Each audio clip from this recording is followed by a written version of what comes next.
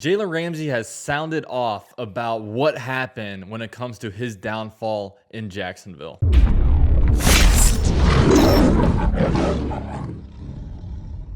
Now, Jaguars' former 2016 first-round pick, Pro Bowler, All-Pro cornerback Jalen Ramsey has recently kind of spoken out about really what happened to him when it comes to his downfall in Jacksonville. He was on Aqib Talib's podcast, Catch and Fades with Aqib Talib. Pretty good podcast. I actually do like the podcast. And basically, he kind of spoke more in depth about what happened when it comes to his time in Jacksonville. Now, when it comes to this story, I pretty much knew 90% of it. A lot of it, not only did he kind of say, but he also inferred, and we could also infer about different things that he was kind of struggling with when it comes to Jaguars management, roster control, and just all this different stuff that was going on in Jacksonville. So like I said, before I get into this, I do like Aqib Talib. He's a former cornerback in the NFL, and I remember the first time I kind of heard about his podcast was when he was kind of defending Trevor Lawrence about when Trevor Lawrence said that football isn't everything to him. He kind of said, look, like athletes, they're not only athletes, they have other interests. Like when people approach Aqib Talib saying, oh, you're a football player, he says, no, I'm a gym owner.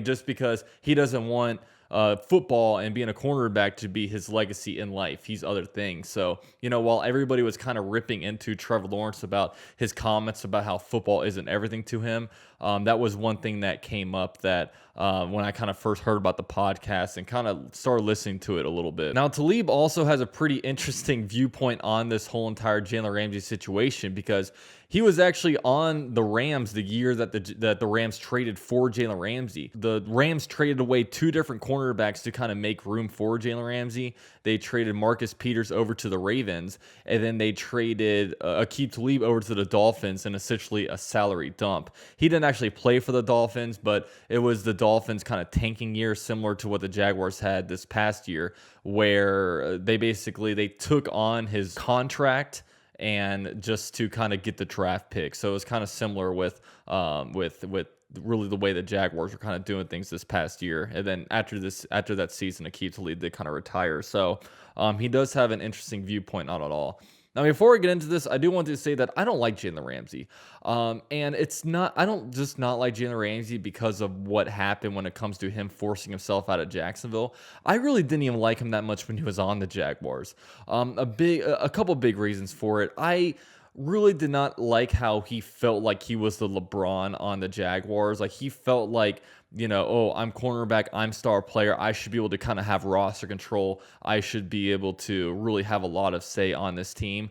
I am not I'm not in that. I don't share that same viewpoint with him. Like, I really think that the only player on a team that should have any kind of roster control should probably be like a quarterback. Obviously, because quarterback is probably the most important position in sports. And, we've seen disruptive quarterbacks really just this past couple of years with Deshaun Watson and Aaron Rodgers. I really do think quarterbacks with their impact on the team should kind of have that. I also don't like how Jalen Ramsey in the games, I didn't like how, like, if he gets beat, he always has to look for somebody to blame it on. He could be beat in one-on-one coverage, zero man, no safety help on the top, and if he gets beat, he's going to look at a safety to point blame on, or he's going to look at the referee to point blame on. I never like how he never really took ownership if he did mess up. That was one thing that really just drove me nuts about him. And I also didn't like when he was on the Jaguars, it's like he never really fully embraced the city of Jacksonville. Like, he would never defend Jacksonville. He would never really say that, oh, I want to be a Jaguar for life. Like, he would never openly say that. And he would basically be on different interviews kind of backhanding commenting us. And I would notice that a lot of Jaguar fans kind of brushed it off, but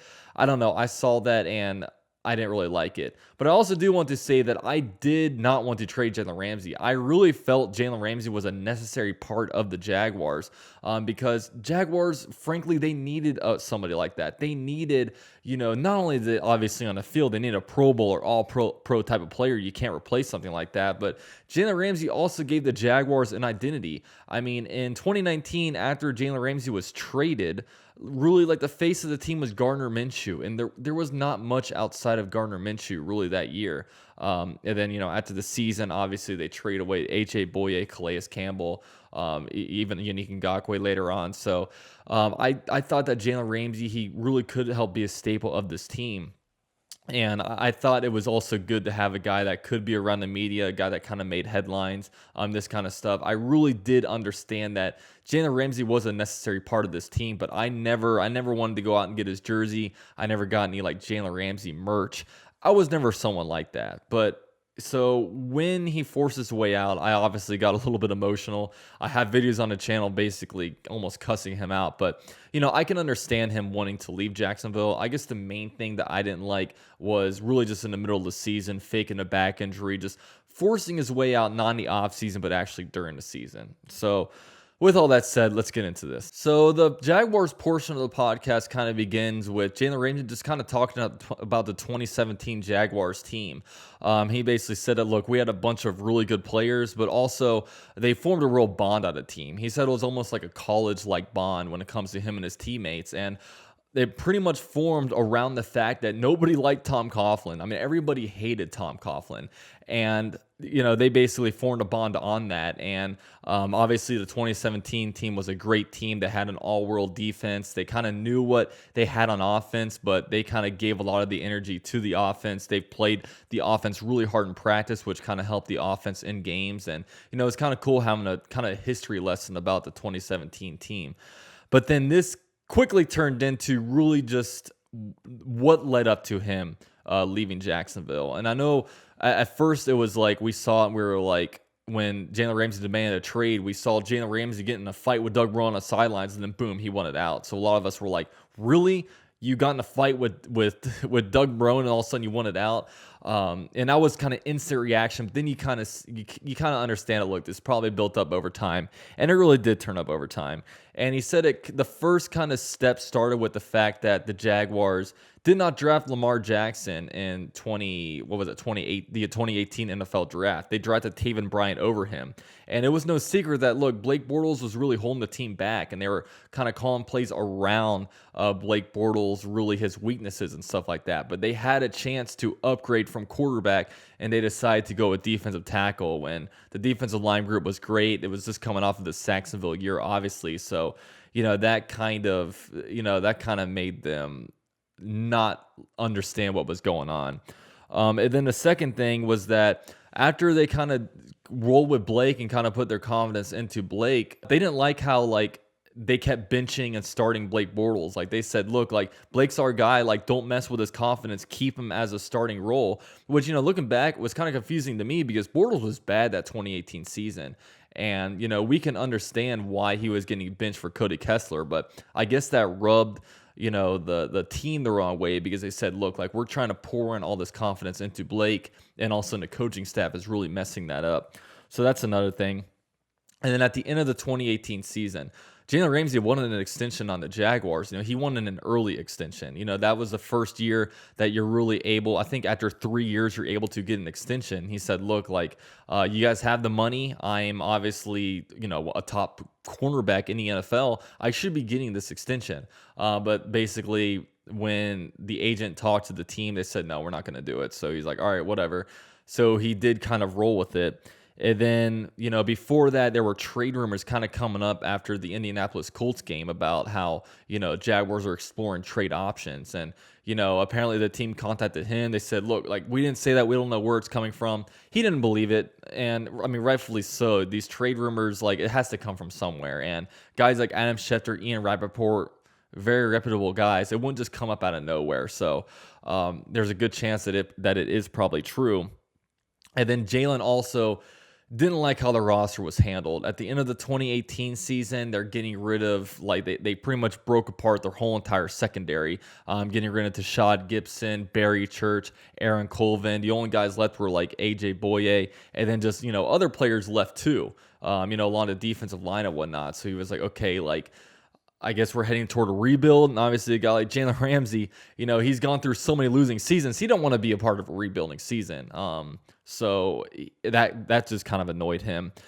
And then it all kind of led up into week 2 of the 2019 season where the Jaguars played the Texans. Obviously the thing that we saw the most was when Jalen Ramsey was covering DeAndre Hopkins, and then Jalen felt that on like a 5 yard out or something like that. It was like a 5 yard gain that D Hop apparently Jalen didn't think that he caught the ball, and they called the play a completion, whatever. And then Jalen was like, "Yo, Doug, challenge that, challenge that."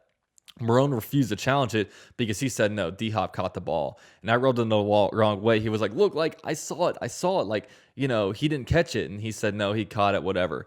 And this is really where some controversy comes about because it's like, okay, are you on the side of, okay, Jalen Ramsey is a star player, they should challenge that if Jalen says it? Or are you on Doug Marone's side where it's like, okay, this is the coach's decision, players shouldn't really influence this. And yeah, but there's also the kind of in the middle where it was literally like a 5 yard completion. You know what I mean? So it's like, okay, a 1st and 10 turns into either a 2nd and 5 or a 2nd and 10. So it's like, how important is this? I don't know. I probably lean more toward maybe the coach's side. I don't know. It's I'll just kind of leave that be. But yeah, so he didn't challenge the play, and then they had a big altercation on the sidelines after, which, man, it was going all over the place. CBS returns back from commercial and they show it, and it's all over social media. I mean, if you've been a Jaguar fan this past couple years, you're gonna remember that scene.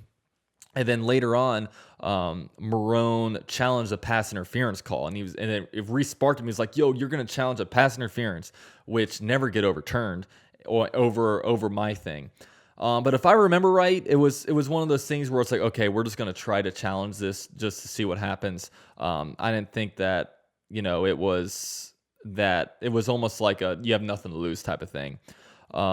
So basically, the game, and then the final thing was when the Jaguars were pretty much going for two. They were like, okay, like, if you want to go for it, go for it. And then basically, the play call was awful. The play call, they remember, like Jalen said, it was a Gardner Minshew QB sneak, but I specifically remember it was like a Leonard Fournette draw, and it was a horrible play call because they were trying to run the ball the whole game because it was Minshew's first game starting, and then the run game wasn't working because obviously they sold out on the run. If Gardner Minshew, a 5th-round rookie, if it's his first game starter, or 6th-round rookie, if it's his first game starter, you're going to try to game plan against Leonard Fournette. So the first 3 quarters, it was like we were getting nothing, and all of a sudden, at the end of the game, they started letting Gardner Minshew do his thing, and then they actually went down and scored a touchdown and pretty much tied the game up. So we were all like, okay, like you got to do a pass here. The run isn't working. They ran it. Ridiculous play call. None of us liked it. And then the Jaguars fell to 0-2. So after the game, basically Jalen Ramsey goes into the locker room, and then Tony Khan approaches Jalen Ramsey and said, "Hey, me and my dad want to talk to you. Can we talk to you for a few minutes?" And then Jalen Ramsey said, "Look, I was cool with Tony Khan, his dad. They show me a lot of respect, so he was down with it." And then they went upstairs, and then apparently it wasn't just Tony and his dad. Also, Tom Coughlin were there and Dave Caldwell were there. And then a couple years back, after the trade happened, there was an interview with ESPN guy, former NFL player with the Steelers, and also Florida State cornerback Brian McFadden. And he basically said that, look, there were 4 people up in this room. 2 I liked and 2 I didn't like. And this is when a lot of us were making inferences. So we all said, okay, he probably likes Tony Khan and Shad Khan, didn't like Dave Caldwell and Tom Coughlin. That pretty much played out in this story. So that's kind of where the inferences that I come from. So yeah, that happened. Tony, Shad talked to him very respectfully. But then apparently Dave Caldwell just started cussing at Jalen. He's like, "You got to go apologize to Doug. You got to do this." And he's like, "Really? Like, you never talked to me like this." And then Tom Coughlin was sitting there mean mugging, like just like staring at him. He didn't really say a word. And then they went back and he kind of like slammed the door in Jalen's face. And then that was basically when he said, "Look, I just got disrespected. This is the last straw. I'm out of Jacksonville." But I did mention earlier, like 90% of the story we kind of knew, but 10% we didn't. And a big part of that is Dave Caldwell. Like apparently this is the first time, like whenever Dave Caldwell used to have issues with Jalen Ramsey, he would like text his agent and say, "Hey, can you talk to Jalen about this? Can you talk to him about this?" And this is the first time he was really direct with Jalen Ramsey. He was just sitting there cussing at him and whatnot. And man, this says something about really just the organization back then. Because when this organization first kind of came about, it was, with Shad Khan's structure, it was Gus Bradley reporting to Tom Coughlin, or no, apologies, Gus Bradley reporting to Dave Caldwell, who reports to Shad Khan. And Shad Khan's an absentee owner at that time. So it's pretty much Dave Caldwell that was going to be building this culture and running it. And then Dave Caldwell is too afraid to speak to their star player in the face. Like, literally, that's horrible. I mean, that's very telling of what the Jaguars organization was at a time. Because if you think that Urban Meyer would be doing that, if Urban Meyer was so petty where he's like, oh, I'm too afraid to talk to this guy, so I'm just going to text the owner or text the agent and tell him to tell this guy anything. No, like, that is just, from a guy that was supposed to build this culture, we can defend him as a GM. We can say, oh, he's found some good 3rd, 4th, 5th round picks. Oh, like, Tom Coughlin messed up his GM hood. But really, like, some of this stuff goes beyond just picking players and free agents. A lot of it goes into, and one thing that we learned is so important is building a culture. There's teams that we look, we want to be the Ravens, we want to be the Seattle, we want to be one of these teams that builds this winning culture. But it all obviously starts with the front office, and Dave Caldwell running that ship did not work. And obviously that's very disappointing to hear. But now, obviously, it's a good thing that we finally got this new, regime in here, and hopefully they do better. I have faith that Urban Meyer is not so much of a pussy where he's not too afraid to confront somebody.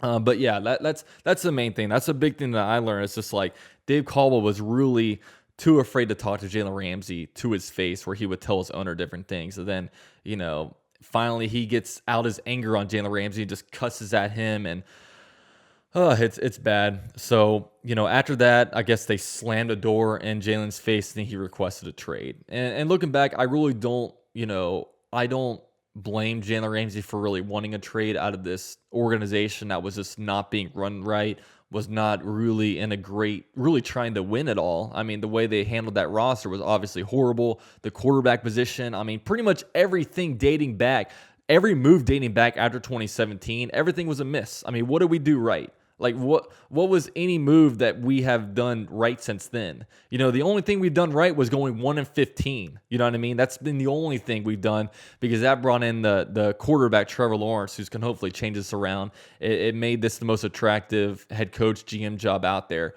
And then now, hopefully, we got things running right. And not only that, but Shad Khan, I think, is taking on much more of a role with the Jaguars and not being as much as an absentee owner. So I did want to touch on that.